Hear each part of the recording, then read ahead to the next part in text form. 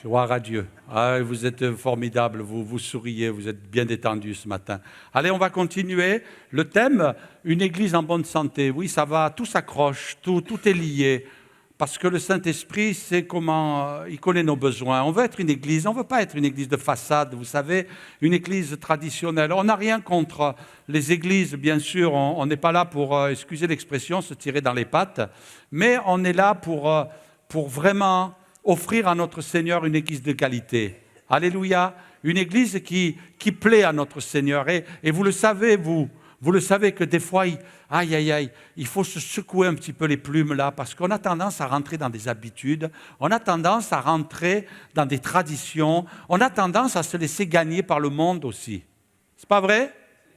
Ouais.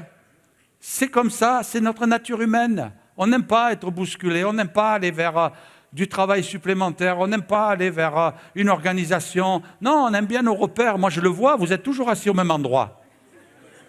Ouais. Je ferme les yeux, je dis là, il y a Francis. Là, il y a notre sœur Maggie.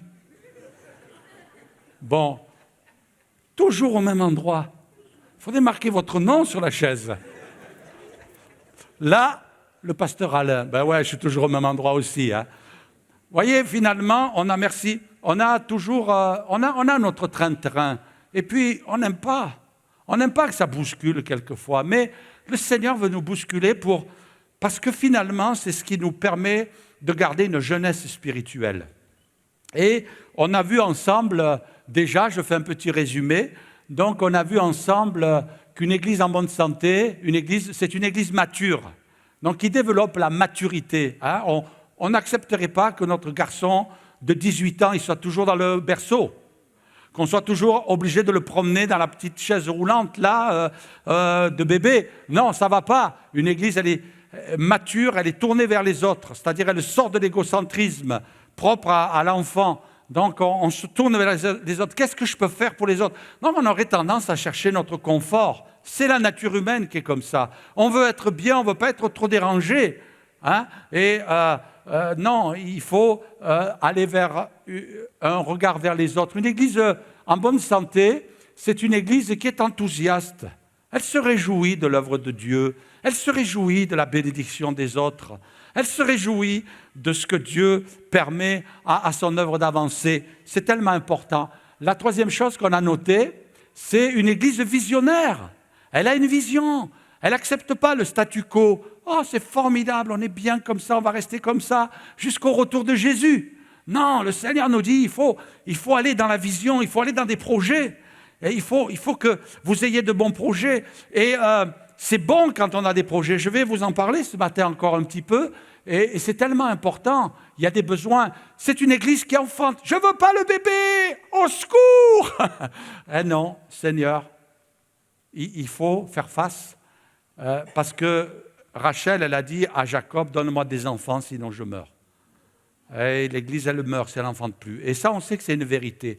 L'Église qui ne fait plus d'évangélisation, qui n'a plus à cœur l'évangélisation, c'est pour ça que nous faisons durer nos cultes.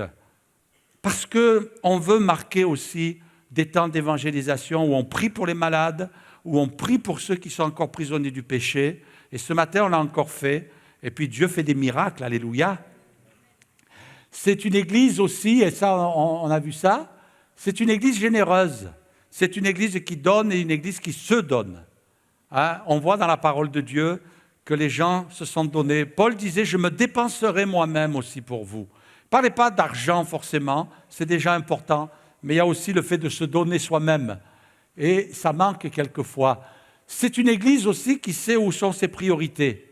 Il y a des choses, il ne faut plus les faire, parce que ça ne marche pas. Il y a des choses, on va les arrêter. Mais les choses qu'on arrête, elles vont être remplacées par des choses qui marchent. Et ça, c'est important aussi que l'Église, elle ait cette vision de vouloir aller vers l'essentiel. Et puis, ce matin, on va continuer avec ce texte toujours d'introduction. Il est marqué, c'est de lui et grâce à tous les liens de son assistance que tout le corps, bien coordonné, vous voyez, donc il y a une organisation bien coordonnée, formant un solide assemblage, tire son accroissement selon la force qui convient à chacune de ses parties, qui s'édifie lui-même dans l'amour.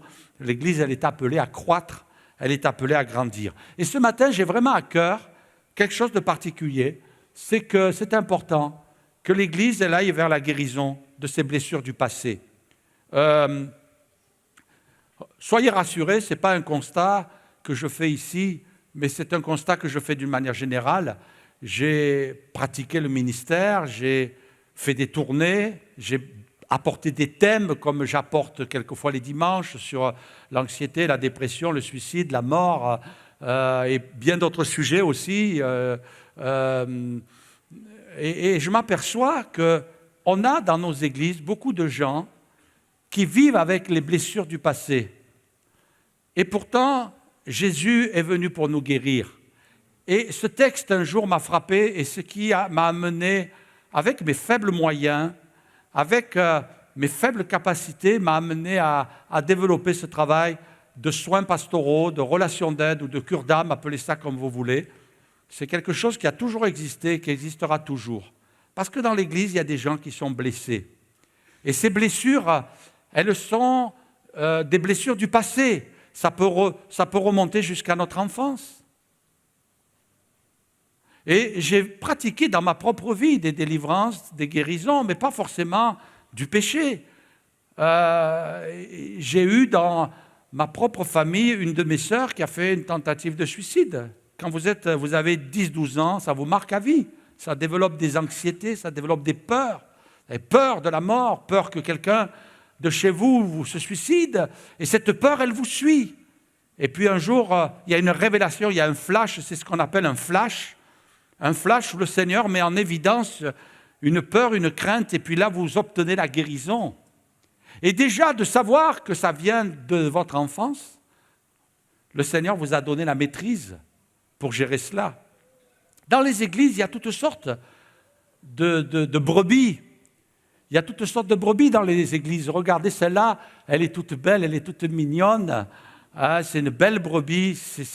Elle ressemble à beaucoup d'entre vous ce matin. Mais vous savez que dans l'église, quelquefois, on a eu des difficultés. Un jour, peut-être même, tu as été blessé dans l'église. Mais je voudrais te rassurer et te ramener à des sentiments modestes. Un jour, tu as blessé quelqu'un, toi aussi. Tu ne t'en rappelles pas, hein? Mais ça t'est arrivé. On a toutes sortes de brebis. Il y a des brebis dans l'église qu'il faut prendre en charge. Elles sont, c'est pas forcé que ce soit toute la vie. Il y a des frères et sœurs qui passent par des moments difficiles, on a besoin de les entourer, on a besoin de s'occuper d'eux, alléluia. Il y a des brebis aussi qu'il faut nourrir, parce qu'elles sont toutes jeunes. Il faut leur donner le biberon, rappeler les rudiments. Hein? Et même Paul, il le dit quelquefois, de retourner au lait spirituel. On n'oublie pas la croix. On n'oublie pas que Jésus guérit. Oh, mais pasteur, je suis converti depuis 30 ans. Ouais, mais tu n'oublies pas quand même. C'est pour ça que le Seigneur a voulu la Sainte Seine, pour qu'on se remémore. La croix, on a toutes sortes de brebis. Vous avez des brebis qui sont toujours en train de rire. Elles ont beaucoup de joie. Elles ont toujours envie de se détendre. Vous avez des brebis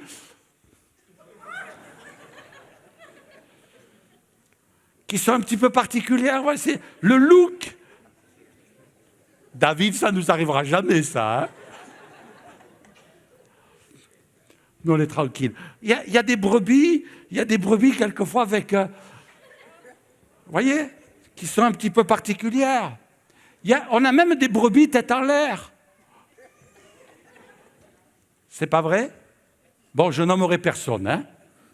Je commence un petit peu à connaître l'Église. On a des brebis, c'est des grands cœurs. Hein? Pas beau, ça? Il y a des brebis, c'est des grands cœurs. Ils sont prêts à tout faire, des fois même un peu trop. Des fois, on me dit, mais non, mais tu ne vois pas que dans cette affaire-là, tu t'es fait avoir, là? Oh, mais ça ne fait rien, pasteur. C'est vrai, c'est décevant, mais c'est des grands cœurs. Il y a des brebis, des fois, il faut un peu les tenir muselées, parce qu'elles ont tendance à mordre tout le monde. Hein? Il y a toutes sortes de brebis dans les églises. Hein? Il y a même des brebis qui ne sont pas des brebis. Elles mangent comme les brebis, elles s'habillent comme les brebis, elles sont dans les prés comme les brebis, mais ce n'est pas des brebis. Ouais, mais ça, c'est l'image, vous voyez, des gens qui veulent être chrétiens, mais qui ne sont pas encore devenus chrétiens, ils ne sont pas nés de nouveau, ça peut arriver aussi. Et puis, vous avez des brebis, alors celles-là, il faut qu'on veille, hein. C'est des brebis déguisées, quoi. Enfin, c'est des loups déguisés en brebis, plutôt. Voyez? Donc, finalement, vous comprenez qu'avec tout ça, mes frères et sœurs, il peut y avoir des moments un peu difficiles dans les églises. Peut-être que tu as été blessé. Vous savez, moi, je vais vous dire une chose, juste un petit constat, et puis certains vont se reconnaître. Moi, je me suis converti à l'âge de 16 ans. Depuis l'âge de 16 ans, je suis encore très jeune aujourd'hui, mais depuis l'âge de 16 ans, je suis dans les églises presque jour et nuit.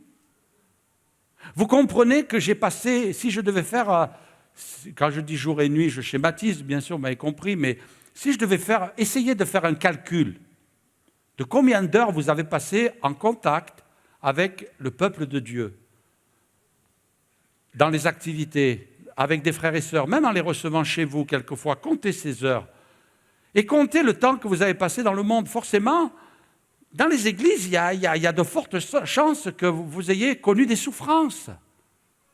C'est normal, parce que vous êtes avec le peuple de Dieu et qu'il y a des moments où vous êtes là, soucieux, vous portez un fardeau. C'est normal, parce que le Seigneur vous a donné le Saint-Esprit. Le Saint-Esprit charge votre cœur encore, et puis vous avez besoin. Et je crois qu'il faut guérir de ces souffrances. Il faut guérir de cette rancœur. Il faut guérir de cette colère.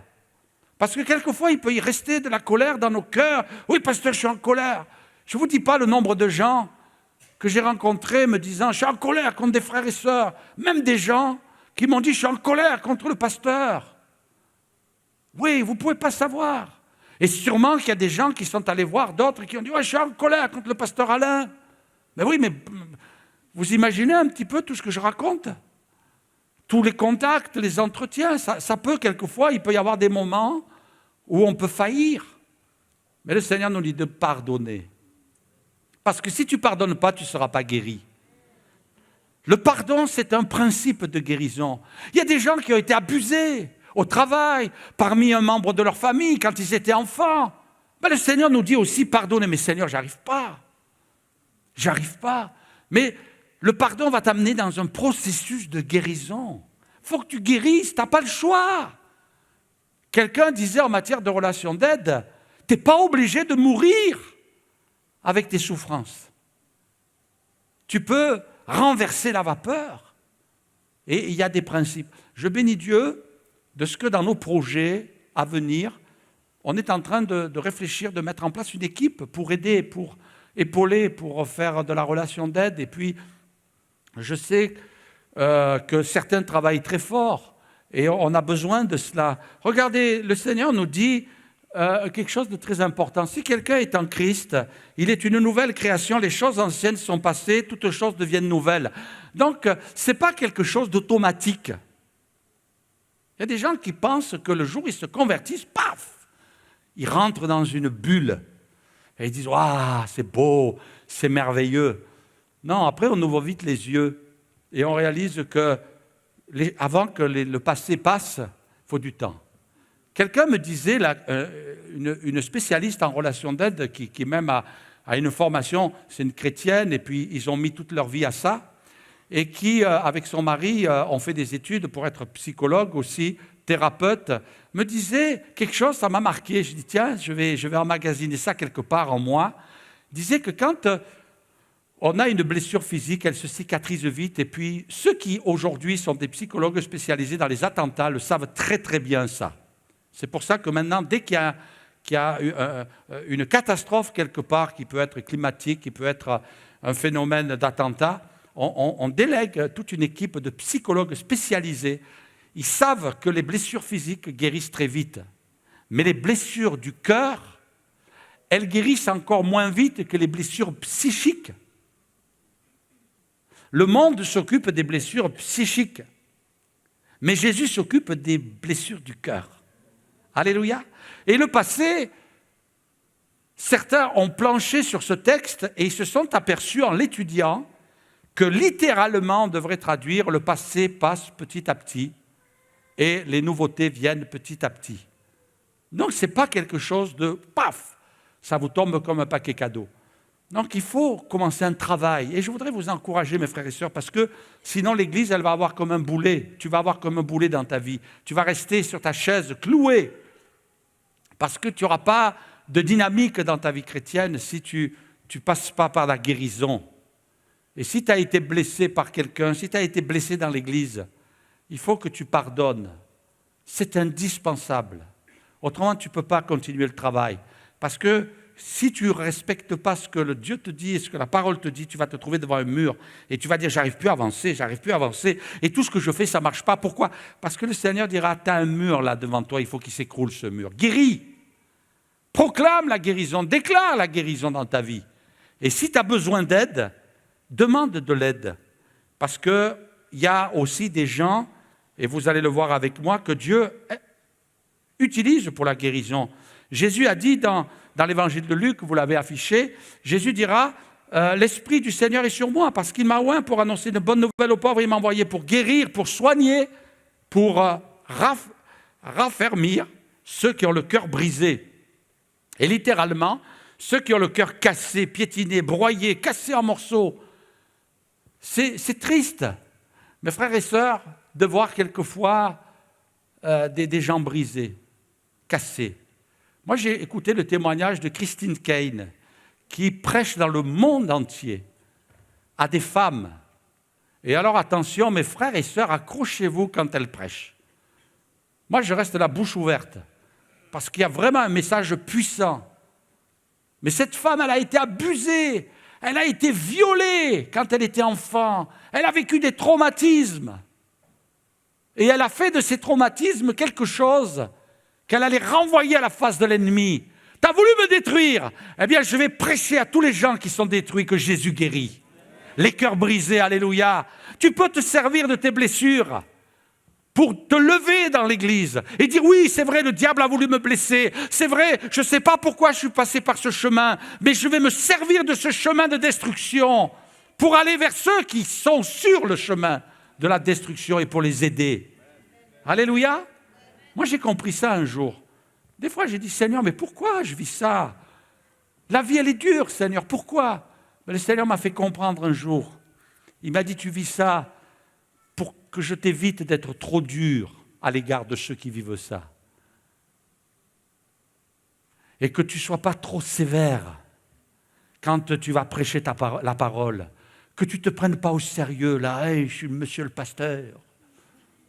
S'il vous plaît. Non, ne te prends pas au sérieux, mon gars. Quelqu'un, un jour, un pasteur m'a dit, il ne faut pas se prendre au sérieux. Il faut faire le travail sérieusement, mais pas se prendre au sérieux. Ce n'est pas de moi, c'est dommage. Hein. Mais sois sérieux, mais ne te prends pas au sérieux. Mais Jésus te guérit pour que tu puisses guérir à ton tour. Alléluia. David a dit, aie pitié de mon âme, aie pitié de moi, guéris mon âme, car j'ai péché. Parce que quelquefois, quand tu n'es pas guéri, tu pêches. Qu'est-ce que ça veut dire?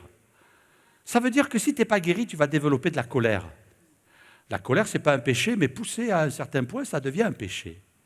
Tu vas développer de la haine. Oui, tu vas développer des paroles où tu vas maudire ton frère et ta sœur peut-être, en disant je les hais. David, vous savez ce qu'il a dit un jour dans sa prière? Seigneur, je les hais d'une haine parfaite. Hé David, calme-toi là. Oui, après David, il prie, mais il a répandu son cœur devant Dieu. Tu peux dire à Dieu, Seigneur, j'ai de la haine, j'ai de la colère, vide ton sac devant Dieu. Il y a un jour, une dame, elle est venue me voir à la sortie d'un culte, elle me dit, pasteur, je suis en colère contre Dieu, qu'est-ce que vous en pensez? Ben, j'ai dit, ben, vous allez lui dire, et vous allez vous arranger avec lui. Mais tu as le droit. Seigneur, je ne comprends pas, pourquoi je passe par là? Amen. L'Église a besoin de soins pastoraux.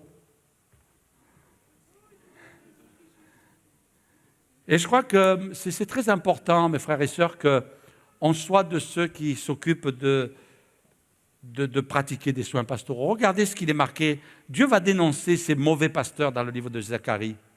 Malheureusement, au XXIe siècle, ça existe encore.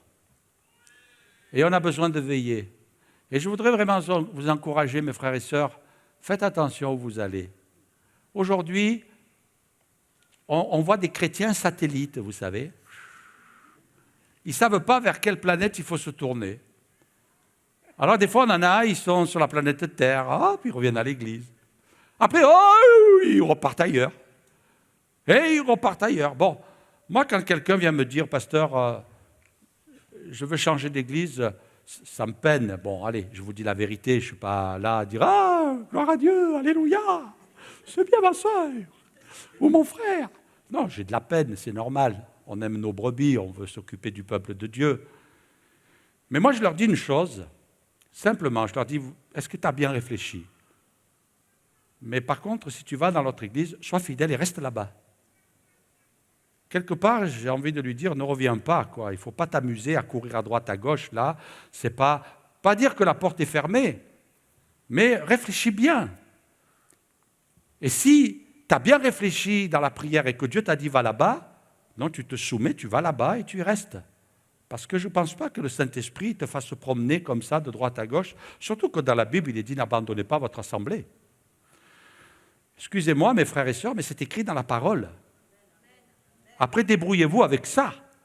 Vous en faites ce que vous voulez. Ça ne veut pas dire que, bon, pour X raisons, je déménage, je pars, je fais 3 heures de route. Bon, on comprend, il n'y a pas de souci avec ça. Rapproche-toi. Mais Dieu veut qu'on soit dans une église où on développe des soins pastoraux. Regardez ce qu'il est marqué dans le livre de Zacharie. Car voici, je susciterai dans le pays un berger qui n'aura pas souci des brebis qui périssent. Et il n'ira pas à la recherche des plus jeunes. Il ne guérira pas les blessés. Vous voyez, là on voit le rôle du berger. Finalement, c'est un jugement que Dieu émet à l'encontre de son peuple. Mais on voit quand même ce que Dieu a prévu que soit le berger. Le berger, il doit avoir souci. Mes frères et sœurs, vous êtes un souci pour moi. Non, mais je disais avec un peu d'humour, là, vous avez peur, là. Non, mais c'est normal, c'est normal. Vous croyez qu'on dort en paix, nous, le soir? On pense à nos brebis, on pense à ceux qui souffrent. C'est normal, et puis le Saint-Esprit, il met en évidence ces choses-là. Il va vers les plus jeunes, et il guérit les blessés. Dieu a pourvu les bergers d'un moyen pour amener la brebis à la guérison. Vous voyez, donc il ne soignera pas la scène. Donc il y a des moments, on a besoin de guérison, et il y a des moments, on a besoin d'être soigné. Alors soigner, ça veut dire quoi en termes de berger? Ça veut dire prendre soin, conduire les brebis vers de verts pâturages, vers des eaux paisibles, voilà, prendre soin d'eux, se soucier de leur état. Il dévorera la chair, waouh, des plus grasses, c'est surtout ce qu'il ne faut pas faire. Ça, ce sont les mauvais bergers qui sont intéressés sur le plan matériel. Et il déchirera jusqu'aux cornes de leurs pieds, qui veulent dépouiller les gens. Malheur à ces bergers qui abandonnent les brebis, etc., etc. Et donc, Dieu a pourvu son Église. S'il y a un endroit où le Seigneur veut t'aider dans la guérison, il t'aidera. Je voudrais vous dire, mes frères et sœurs, peut-être je vais vous choquer, tant pis, je vais le dire. En matière de relations d'aide, on a été conseillés comme ça, plusieurs pasteurs qui ont fait des formations et qui continuent à faire des formations. On a été conseillés, il vaut mieux un bon médecin qui soit un mauvais chrétien qu'un bon chrétien qui soit un mauvais médecin. Alors, je recommence. Il vaut mieux un mauvais chrétien qui soit un bon psychologue ou un bon psychiatre plutôt qu'un bon chrétien qui soit un très mauvais psychologue et un très mauvais psychiatre. Donc, il ne faut pas s'improviser. D'accord? On a nos limites et il faut les connaître. Moi, j'ai mes limites. Et il y a quelquefois des frères et sœurs qui viennent me voir et qui sont venus me voir dans le temps. Pasteur, voilà ma situation. Bon, là, je sens que tu as besoin d'un spécialiste. Alors, je suis entouré de spécialistes chrétiens qui ont fait des études, qui ont été formés. Je travaille depuis des années et des années. Ça doit faire à peu près une quinzaine d'années, peut-être même plus, que je travaille avec un psychiatre chrétien.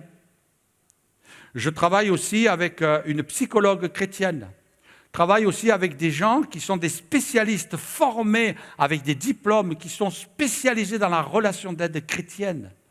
Et vous connaissez un de mes amis, le pasteur Denis Morissette, qui depuis des années aussi, je travaille avec lui. Mais il y a des moments où je sens, là, c'est bon gars, comme le Saint-Esprit qui me dit, là, c'est plus de ton ressort, passe le relais. Mais quelque part, on continue à suivre les personnes. Et je voudrais que ce matin, vous le sachiez, on ne va pas y revenir tous les dimanches, mais que vous sachiez qu'on a des projets pour la guérison des brebis. On a des projets pour la guérison des âmes. Vous n'êtes pas là uniquement assis sur une chaise pour écouter un discours, mais vous savez que vous pouvez prendre rendez-vous. Vous pouvez parler avec un des pasteurs.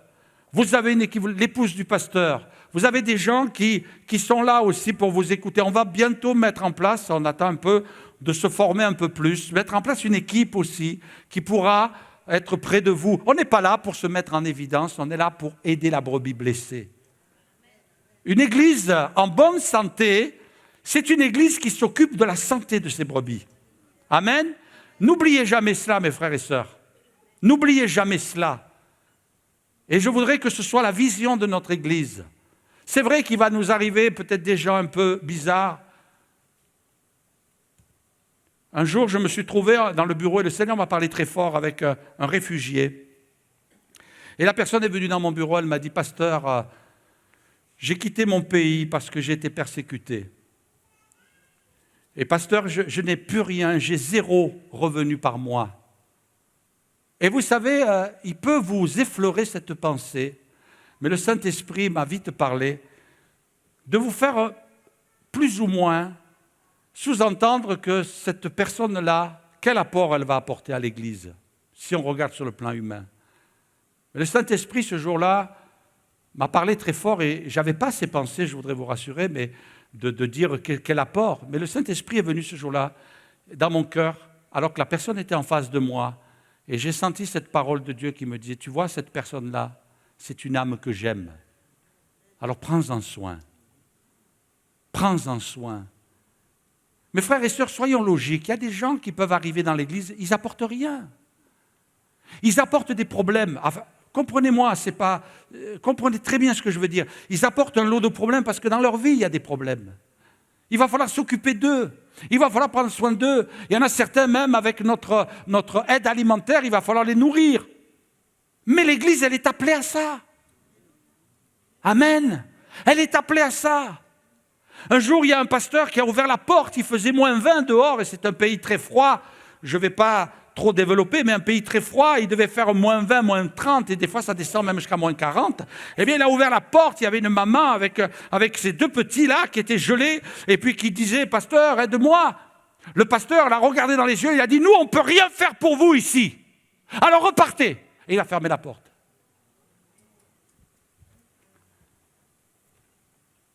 Que le Seigneur nous garde de ça. C'est vrai, on ne peut pas répondre à tous les besoins. Mes frères et sœurs, des fois, il y a des gens, et j'ai fait exprès de mettre cette image parce que j'ai Greenpeace à la maison et j'ai l'abbé Pierre en même temps. J'ai dû faire des demi-tours pour aller chercher un chien quelquefois. Vous ne pouvez pas savoir. Bon, bref. Mais je vais vous dire une chose, mes frères et sœurs, c'est que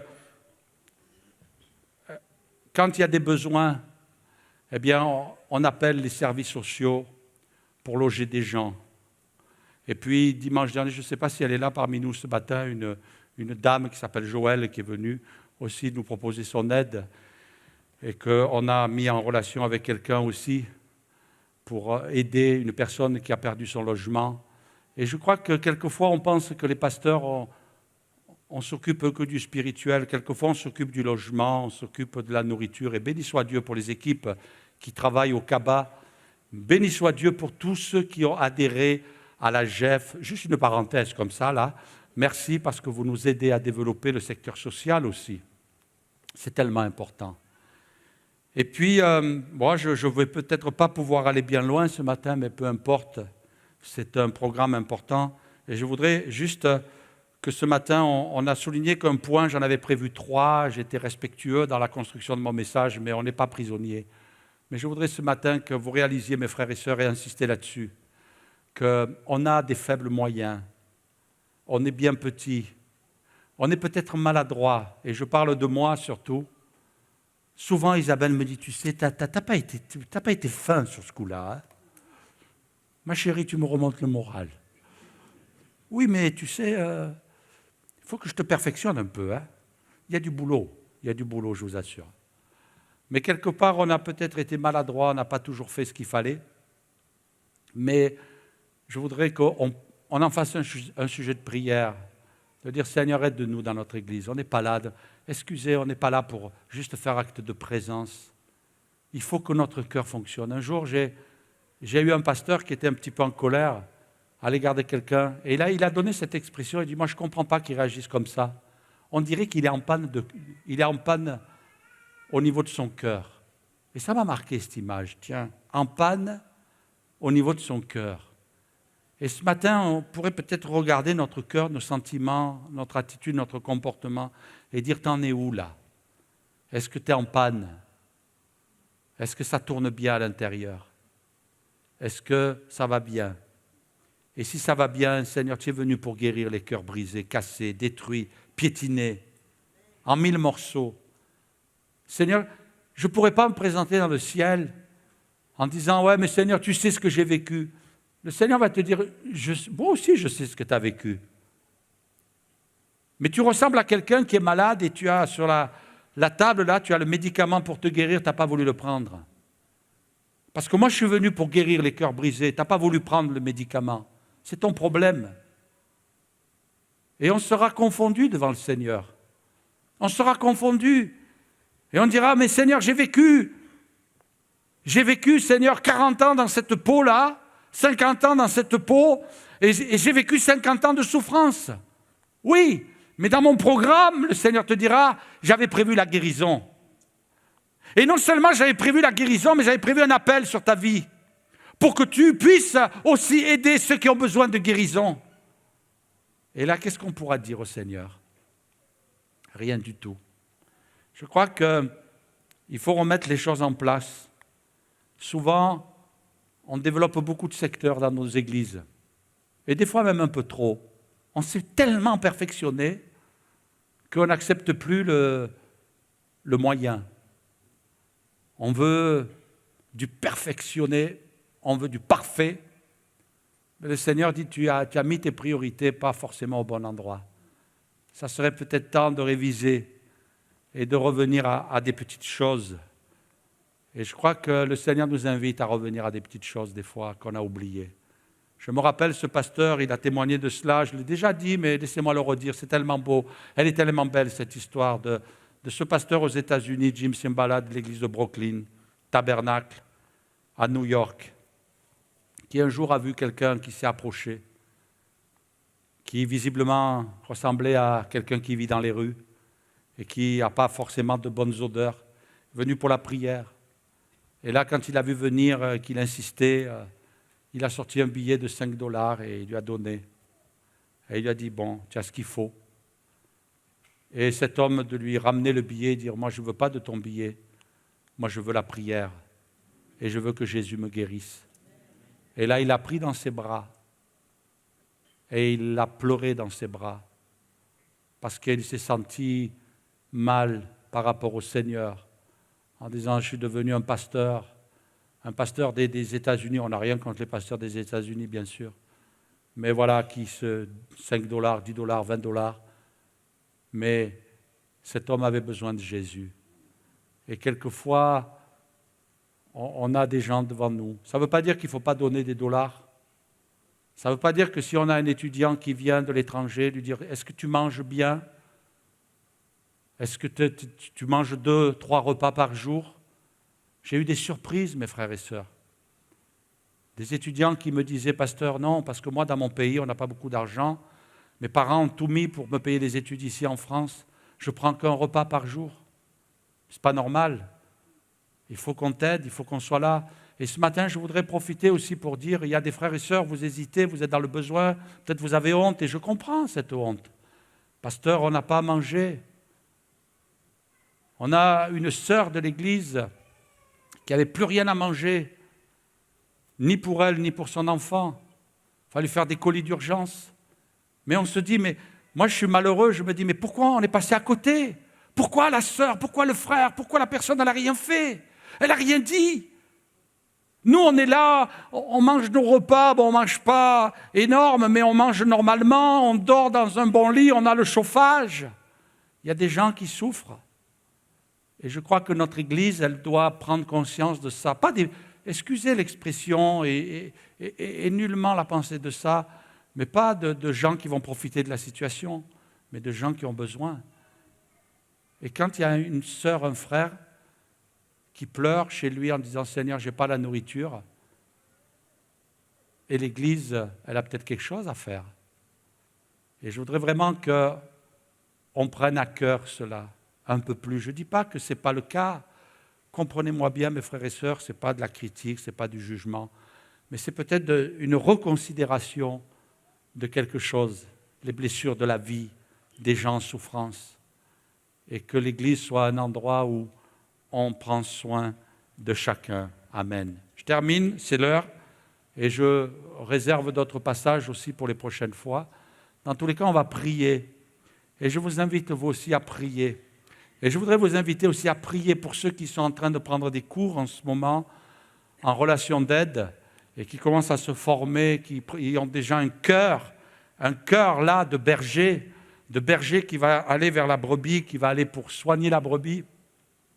Pour les équipes de pasteurs qui travaillent aussi, pour ceux qui travaillent parmi la jeunesse, ceux qui travaillent parmi les enfants, ceux qui travaillent parmi les couples, qui travaillent parmi les familles. On a besoin de vos prières, mes frères et sœurs, et aussi que l'équipe se mette en place et travaille, que le Seigneur les bénisse abondamment. On va juste prier, je vous invite à fermer vos yeux quelques instants. On ne veut pas être une église qui cherche toujours à regarder ses besoins et on est enfermé dans un système. Non, on veut être une église aussi qui se tourne vers les autres. Et on a besoin de la grâce de Dieu, on a besoin de l'aide du Seigneur. Seigneur, on veut ce matin lever nos yeux vers toi.